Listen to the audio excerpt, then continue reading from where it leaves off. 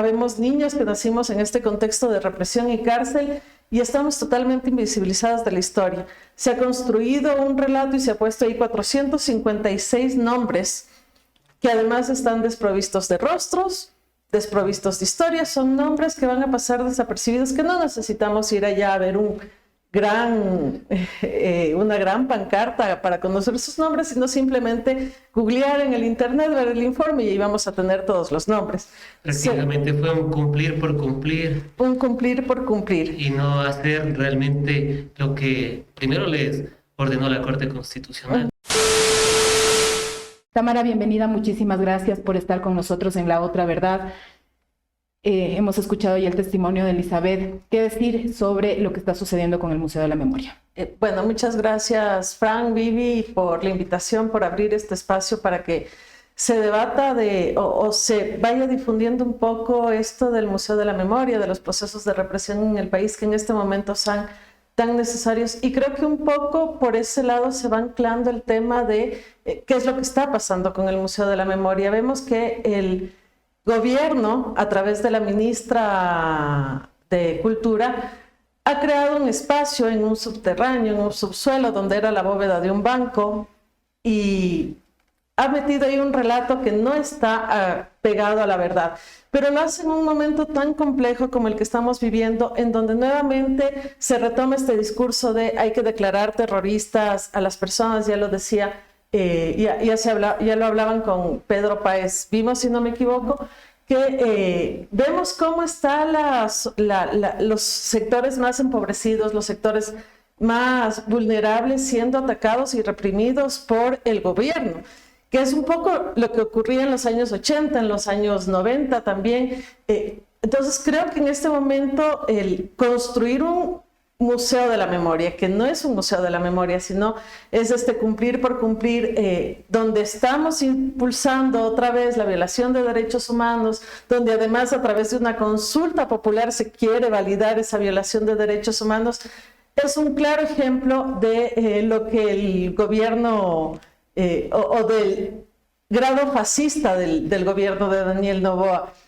El Museo de la Memoria para nosotros sí representa quizás posicionar o dar a conocer esas historias personales, pero también sensibilizar a la población frente precisamente a esto que les decía, las graves violaciones a los derechos humanos, y también romper con ese imaginario de que el Ecuador fue una isla de paz. Yo no creo que el Ecuador haya sido una isla de paz. Me parece que hemos vivido un continuum de la violencia. Ya lo decía Elizabeth, si nosotros vemos el Museo de la Memoria o esta exposición, que es darle mucho a esto que han montado ahí, está Rodríguez Lara. Y si bien él no debería estar ahí porque no corresponde a este periodo de gobierno, tampoco se puede desconocer que ahí ha habido, que en su gobierno hubo también graves violaciones a los derechos humanos. Entonces este museo sí debería servirnos para construir ese relato que nos permita articular y entender cómo en el Ecuador ha habido una violación continua a los derechos humanos y que la sociedad se ha insensibilizado frente a, porque claro, como ya lo decía Frank, no me tocó a mí, no me importa, aquí no ha pasado eso, aquí hubo niños, adolescentes torturados por el Estado en la época de Febres Cordero, ejecutados, desaparecidos, como los hermanos Restrepo, niños, hijos de familiares de militantes o de militantes que fueron secuestrados por las fuerzas del orden. Poco lo que ocurría en Argentina. Ya lo decía Vivi, habemos niños que nacimos en este contexto de represión y cárcel y estamos totalmente invisibilizados de la historia. Se ha construido un relato y se ha puesto ahí 456 nombres que además están desprovistos de rostros, desprovistos de historia. Son nombres que van a pasar desapercibidos, que no necesitamos ir allá a ver una gran pancarta para conocer sus nombres, sino simplemente googlear en el internet, ver el informe y ahí vamos a tener todos los nombres. Prácticamente fue un cumplir por cumplir. Un cumplir por cumplir. Y no hacer realmente lo que primero les ordenó la Corte Constitucional. Uh-huh. En este caso, Rodríguez Lara, o sea, el periodo del Museo de la Memoria debería de ser desde, corrígeme si me equivoco, desde el año 1984 hasta el 2008. Uh-huh. Sí, la Comisión de la Verdad investiga los delitos del 84 al 2008, pero la ley para la reparación establece desde el 83 al 2008, entonces deberían estar las víctimas de ese periodo. Y Ahora, los personajes causantes de las violaciones a los derechos humanos. por supuesto, debe reconocerse quiénes fueron los responsables de estas graves violaciones. No podemos seguir endiosando en este país a un León Febres Cordero y que cada que pasa situaciones de crisis o hay movilizaciones, que la gente salga a decir necesitamos la mano dura de León Febres Cordero. No, él estableció escuadrones de la muerte, estableció centros clandestinos de detención, muchos aquí en Quito. Y no conocemos, si no me equivoco, en Sangolquí está el conocido Infiernillo, los cuarteles, acá en el centro había una oficina de seguridad de las Fuerzas Armadas, estaba el SIG, o sea, un montón de sitios que podían parecer una oficina normal o un sitio ahí cualquiera donde eran las personas torturadas, donde eran las personas agredidas en sus derechos humanos. Ahora, si bien la ley y este museo, o sea, la demanda es porque se cumple la disposición general segunda de esta ley, que establece del 83 al 2008.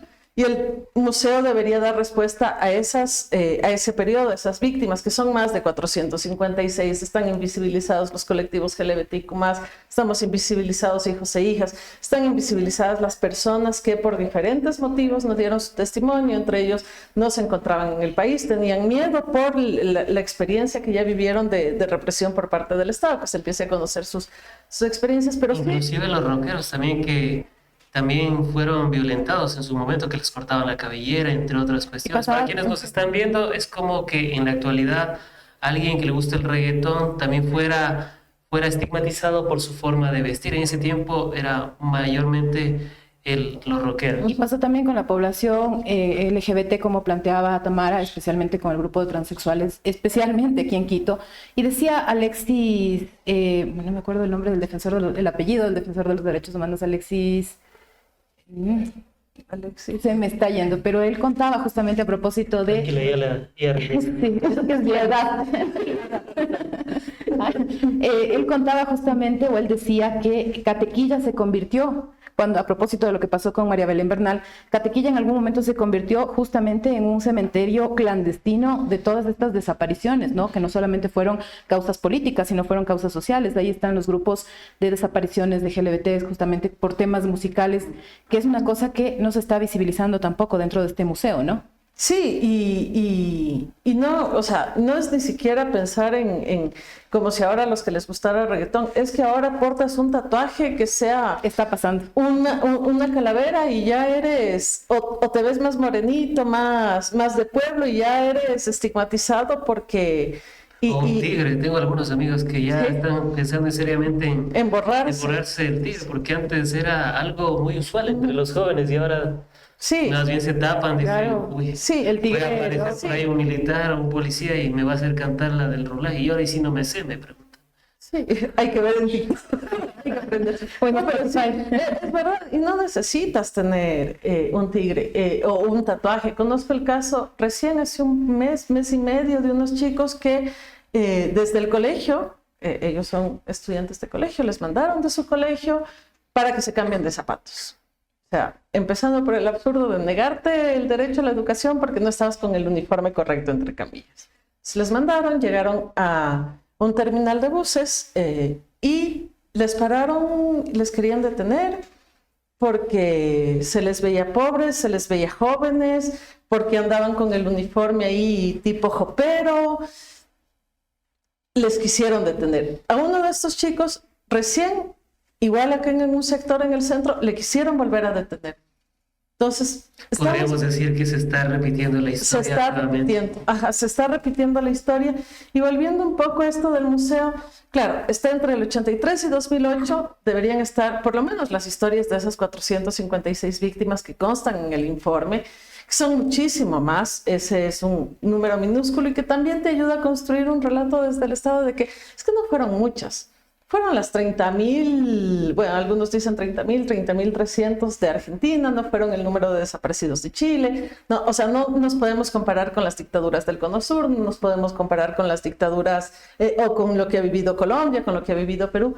Sin embargo, en porcentajes poblacionales, sí tiene un impacto. O sea, si vamos comparando la población de Argentina de los 70 y la población de aquí de los 80 y hacemos el cálculo, y si aumentamos el número de víctimas, que yo creo que es mucho más porque no se tiene un registro tampoco del número de víctimas no reconocidas, va a haber un impacto, o sea, va a ser un shock a la sociedad, y eso debía ser el museo. Y sí, o sea, ojalá pudiéramos extender los periodos e incluir allá el paro de octubre, el paro de junio, los casos que estamos viendo ahora. No es así. Y por lo menos lo que nosotros buscamos es que en este momento se dé cumplimiento a esa ley para empezar un gran debate nacional que es necesario que los jóvenes, incluso los de nuestra generación, no hace falta que vayan los de 15 años, sino los nuestros. Yo estoy segura que muchos de nosotros nos ha pasado que no tienen ni idea quién fue Febres Cordero, o si tienen idea que fue un presidente y él nos salvó de vivir el desastre que vivió Colombia porque nos salvó de los malvados terroristas guerrilleros. Entonces, esa es la idea del museo. La Operación Cóndor invadiendo mi nido, perdono, pero nunca olvido, dice la canción Latinoamérica de Calle 13, ¿no? Y justamente hace poco un analista en seguridad nos decía, no existe el plan Fénix, porque ni es plan, es operación, ni es Fénix, es Cóndor. Es una continuidad, digamos, de lo que se dio. Ahora, quisiera hacerte una pregunta que me resulta un poco, tal vez controversial. ¿Qué decir sobre la reivindicación de la imagen de León Febres Cordero en las últimas épocas? Hace poco veía una imagen de un imitador de León Febres Cordero junto al alcalde Aquiles Álvarez, sentados en una mesa conversando y como pasándose, David Reynoso lo personificaba, como pasándose y felicitándole por ser un buen alcalde y cosas así. ¿Qué decir sobre la reivindicación de estas imágenes en la sociedad actual? Es duro porque estamos reivindicando no solo a un personaje de la historia ecuatoriana o un presidente, sino a toda una política de seguridad, de represión. O sea, en el fondo hay un montón de elementos que debemos entrar a analizar. Claro, es muy duro para las víctimas porque es el seguir poniendo en el escenario a estos sujetos, pero no en el nivel en el que deberían estar, que son represores, que son los violadores. Poco lo que hicieron en Argentina cuando fue presidente Fernández. Kirchner, sacar los cuadros del palacio donde les tenían de los dictadores, porque fueron los autores. No se trata tampoco de erradicar de la memoria o erradicar del discurso a estos sujetos, sí ponerles en su justa dimensión, especificar a las nuevas generaciones quiénes son, porque si no se repite vacíamente esto de necesitamos otro León Febres Cordero, necesitamos otro sujeto de estos, y necesitamos otro gobierno fascista, que ya lo estamos viendo, que ya lo estamos viviendo. Y la sociedad no logra entender y no logra hacer esa conexión precisamente por falta de estos espacios de memoria. Mientras las víctimas quedan totalmente excluidas, olvidadas. Hace un momento veíamos dio una entrevista a María Fernanda Restrepo, donde hablaba de la situación de Pedro Restrepo, que es muy dura, y él es un ícono de los derechos humanos, pero es un ícono que también a la larga ha sido de alguna manera en algunos espacios utilizado, porque cuando pasa algo lo sacamos, que es también un poco lo que ha pasado o lo que me temo va a pasar con María Belén Bernal, que claro, lo que tú decías, Vivi, este sitio de Catequilla, donde encontraron a María Belén Bernal, Hugo España, que escribe el libro El Testigo sobre los hermanos Restrepo, dice, había un sitio cercano a la escuela de policía donde era un cementerio de las personas que eran desaparecidas. Está ahí, y claro, les tomamos como ídolos, o como símbolos de lucha, de protagonismo, pero cuando tenemos que dar estas luchas y tenemos que abrir estos grandes debates, no se lo hace, porque además está anclado bueno, es que se le fue la mano en el caso de los Restrepo. Fue un error de la policía, se les fue la mano. En el caso de María Belén Bernal, era una cosa privada ahí ella no debió ir. Privados. Sí, ella no debió ir, no debía estar ahí. Lo que siempre nos dicen a las mujeres cuando somos agredidas, pero no se mira el accionar del Estado frente a los derechos humanos, frente a la población, frente a todo aquel que te va incomodando de alguna manera, y que es mejor desaparecerlo. Lo que decía Torbay, si no me equivoco el apellido, es mejor matar a los pavos en la víspera. Y claro, eso es lo que buscan, no matar a los pavos en la víspera, pero también creo que en este momento es importante recordar un poco lo que les dijeron los compañeros de ABC cuando se fueron, cuando lograron fugarse, salir del penal García Moreno, y es: Torbay, se te fueron los pavos en la víspera. Y nosotros como nuevas generaciones tenemos que empezar a construirnos como esos pavos, que no seamos asesinados, sino que logremos una transformación real a partir de reconocernos en la historia, porque un pueblo que desconoce su historia es un pueblo que está condenado a repetirla, lamentablemente. Ahora, Tami, solamente brevemente me gustaría conocer cuántos niños, niñas y adolescentes fueron víctimas de esta, porque, digamos, no estoy desconociendo la represión que hubo, porque fue brutal. Tu misma historia, tu madre, Elizabeth, son historias que nos conmueven profundamente y nos hacen pensar cómo duele este aparato estatal y esta justicia, digamos, que existe.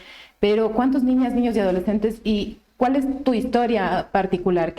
¿Cómo tú llegas a involucrarte en la represión? ¿Desde qué momento de tu vida? ¿Desde qué día de tu vida? Bien. A ver, ¿cuántos niños, niñas, adolescentes? No tengo idea. No tenemos un número exacto. Hay que tomar en cuenta que yo calculo que un 70%, 80% de víctimas eran muy jóvenes. Era gente que, bueno, ahora está ya un poco madura, bordeando los 60 años, pero en ese momento en su mayoría eran personas de 20 años. Hay casos ahí que están o relacionados a casos documentados, o que están ahí documentados, de niños de 14 años, 15 años, 16 años, que están en el informe. Está, por ejemplo, el caso de Robert Regalado, que era un guagua, creo que tenía 16 años, 17 años cuando lo asesinan. Entonces, como el caso de él, hay algunos casos de adolescentes que están en la Comisión de la Verdad, pero fuera de ahí, como les decía, hay un subregistro inmenso de niñas que estaban en una situación similar a la mía. Conocemos, o tengo claro, 5 o 6 casos, pero son los que se conocen. De ahí, recién, no sé si ustedes han oído del documental del año pasado, El día que me callé, que es un documental que hace el director, perdón, no me acuerdo el nombre, de Cuando me toque a mí, si no me equivoco, con Isabel Dávalos, y que él cuenta ahí su experiencia de represión, que recién sale a la luz. Y es su experiencia de represión más o menos en esta misma época. No está. Como el caso de él, hay cientos, miles de casos de gente que no lo ha verbalizado, no lo ha expresado. Entonces es como que difícil tener una claridad en los números. Como les digo, yo calculo 60-70% del informe, que también ahí hay otra cosa que hay que establecer, y es que sí fue una represión política. Porque el informe no visibiliza eso, el relato, perdón, del Estado no visibiliza eso, que fue un tema político. El 70% de las víctimas son víctimas políticas. Profesores de la Universidad Central, estudiantes también de la universidad. Estudiantes, miembros de Alfaro Vive, sus familiares, miembros de otras organizaciones. Hay el caso de unos chicos de un movimiento político en Loja que fueron detenidos en un campamento de formación. Entonces, así hay un montón de casos. En su mayoría, el 70% fueron casos políticos. Lamentablemente se piensa que solo los casos relacionados al Faro son los que son los políticos, que eso constituye, si no me equivoco, el 20% de los casos documentados, porque de ahí están por fuera un montón, como les digo. Y bueno, en relación a lo otro, ¿cuándo me involucro yo? En mi caso, creo que en el caso de muchas y muchos de nosotros, no hubo mayores silencios, o sea, mayores silencios en la medida de las posibilidades, ¿no? Tampoco es que te podían decir todo de bocajarro y explicarte todo, también por temas de seguridad, porque también fuimos una generación de niños a las que se les metió mucha seguridad por el temor precisamente de que la policía repita los hechos con nosotros, o nos secuestran, o nos desaparezcan. Yo me involucro cuando el grupo de abogados que nos apoya y que nos ha apoyado todo este tiempo dice: tú también eres víctima, presenta tu solicitud de reparación. Justamente, pero ¿cómo llegas a ser víctima? O sea, quiero que comprenda la gente un poco, sí, cuál fue tu pecado, cuál fue tu delito a la edad de 0 días para convertirte en una víctima de la represión estatal. Mi pecado. No, yo soy una mujer que no peca. Pero bueno, mi pecado, yo no tenía ningún tipo de pecado. Yo era hija de una mujer que se atrevía a pensar distinto. Y de una familia que también pensaba distinto. Entonces, claro, a mi madre le detienen, practican todas las prácticas de tortura y ya ahí las dos somos forzadas a que ella viva el embarazo en prisión y yo forzada a... La detienen embarazada. La detienen embarazada y yo soy forzada a nacer en prisión. No me pregunten el año porque ahí empezamos a hacer cálculos y todo. Pero me fuerzan a nacer en prisión. Entonces, bueno, pasaron los años, vino el informe, se dio el testimonio. Y cuando se estaba construyendo la ley, los compañeros, Elizabeth y otros compañeros que estaban en este proceso desde hace muchos años atrás, porque además fue una lucha de ellos inmensa por conseguir una comisión de la verdad, estaban ya después de la entrega del informe, estaban en el proceso de construir la ley, de hacer todos los aportes. Entonces hay un grupo de abogados muy jóvenes que se involucraron, defensores de derechos humanos que siempre nos han apoyado, y ellos, junto a Juan Pablo Albán también, que es otro abogado reconocido de derechos humanos, le empiezan a decir a mi mami, yo estaba como que muy lejana, entendía lo que había pasado y todo, pero muy lejana de los procesos, le dicen a mi mami, ella también es víctima, o sea, este fue el contexto, ella también es víctima, y tiene que presentar su solicitud de reparación ya cuando sale la ley. Entonces yo presento mi solicitud de reparación a la Defensoría del Pueblo, porque esa es otra, la ley ha fraccionado la reparación, entonces tenemos que la Defensoría del Pueblo se hace cargo de la reparación inmaterial, o sea, medidas de, por ejemplo, becas, atención en salud, se supondría que debe dar trabajo estable, pero es así como el incumplimiento con el museo, hay un incumplimiento general del Estado con la reparación. Ahora el Ministerio de la Mujer y Derechos Humanos, en su tiempo Ministerio de tiene que hacerse cargo de la parte material. El Ministerio de Cultura, bueno, del Museo de la Memoria y la Fiscalía de los procesos de judicialización. En realidad, en ninguno de los aspectos se ha cumplido ninguno de las demandas. Pero bueno, ya sale la ley, me dicen tienes que presentamos la solicitud. Yo un poco así como que bueno, o sea, sin entender la dimisión, porque realmente sí es muy complejo que tú puedas enfrentarte a esto de ser víctima. Es difícil. O de ser sobreviviente de la violencia. Entonces, presento la solicitud y la respuesta que me da la Defensoría es usted no es nadie. No es víctima, no es familiar o sea, no es ni víctima ni familiar de víctima, porque además tienen unos formatos que no lograron. Hay algunas características. No bastaba con haber estado en la cárcel, haber sido torturado. No, cogieron y me respondieron, yo creo que en base a un formato, usted no es víctima, no es familiar de víctima, vaya demande al Estado. Entonces, claro, con esa respuesta ya fue el shock o sea, ya fue enfrentar realmente la dimensión de la violación del Estado.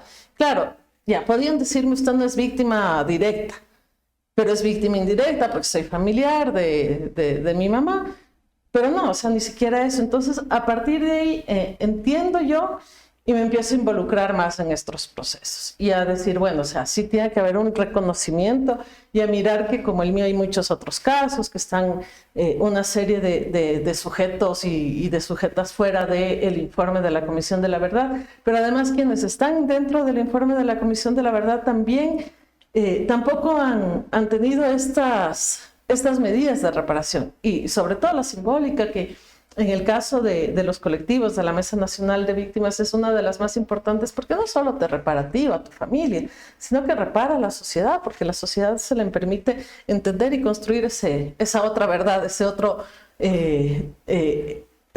verdad respecto a lo que pasó en el pasado reciente.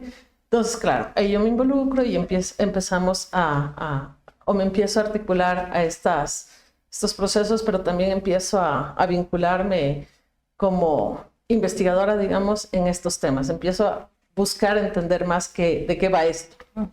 Y bueno, para ir cerrando y mirando a la cámara, Tamara, ¿cuál sería la otra verdad del Museo de la Memoria y también la memoria histórica? Bueno, yo creo que la otra verdad sería esa verdad que pueda poner en diálogo las memorias de quienes en su momento fueron víctimas o fuimos víctimas, los relatos de estas personas, pero también las nuevas generaciones, de nuestra generación y de las generaciones que vienen, cómo construimos un relato, un discurso, una memoria colectiva respecto a la violencia de Estado en este país y que realmente represente esas memorias que son subalternas, que son las memorias desplazadas del relato oficial que te dice: aquí nunca pasó nada, eso no es cierto, lo que vivimos ahora lo hemos vivido ya en el pasado, y creo que sí es un deber de las nuevas generaciones que construyamos esa otra verdad. Sin duda, Tamara, tu historia y tu lucha y tu formación son admirables, y felicito a Elizabeth y a ti por todo ese trabajo, a tu mami también. Realmente debo decir que es un honor para mí poderte llamar amiga. Muchísimas gracias por estar en este espacio, siempre bienvenidas desde su casa, y esta es la otra verdad que nos ocultan, la otra verdad que tal vez no se habla y la otra verdad que hay que visibilizar. Gracias, Tamara.